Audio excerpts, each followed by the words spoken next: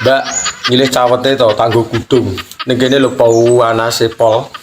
Ben anyep. Menika aku rende cawet, Mas. Piye to wong iki jane? Cawet kok nganti ra gablek iki. Mugi ora tau nggih cawet awan bengi. Lah ya ngowoh kuwi lho ora nggo cawet. Pokoke awan bengi aku ora tau nggih cawet ya. Aku ndak seneng, Mas. Iki jane masyarakat nomor piro to jane? Pokoke senenganku sing kari ngrogoh mak liwek ngono lho, Mas ya. Lah wong kuwi pengaman lho nek ra nganggo nek barang nyasar no piye? Lah ra sida kudungan iki lho. Lek pengen anyep mrene tak keloni sayang, ya. Heeh. Anyep apa malah ungkep kuwi. Tari delengkok jaran.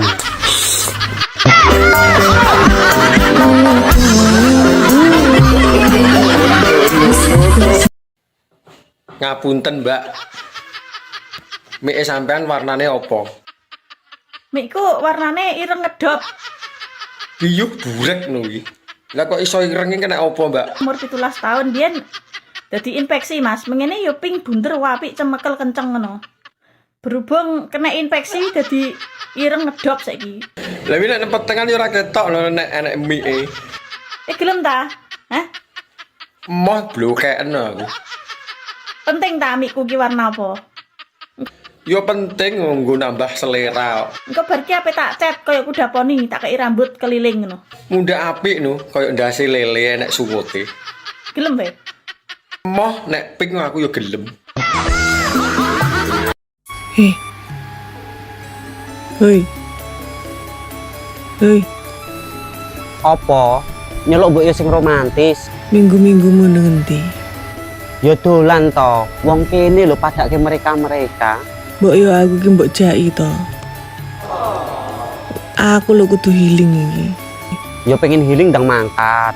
Ayo ke budal. Wegah wong arep melu outfitmu kaya wong arep mangkat jagung. Tak katokan aku. Ya, Aku jak ono to. tapi mbok bayari ya.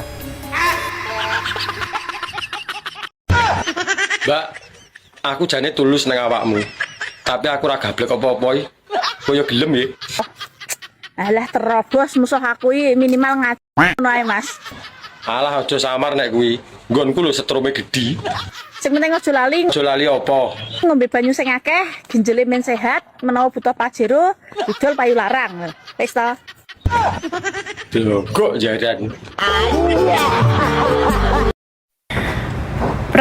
Perawan gadis ayu kono lho cek diapusi. Lah kuwi kan wong-wong. Lah aku biar ngapusi. Wong golek sitok ora oleh-oleh. Ndah aku Lah awakmu nyapa? sing rondo kaya ngene iki. Lah sing jenenge tresno yo ora mandang rondo apa prawan. Ora emek didoni. Duh. Lah sing didoni ngisor lho. Apa ora yo seneng e? Ancuk.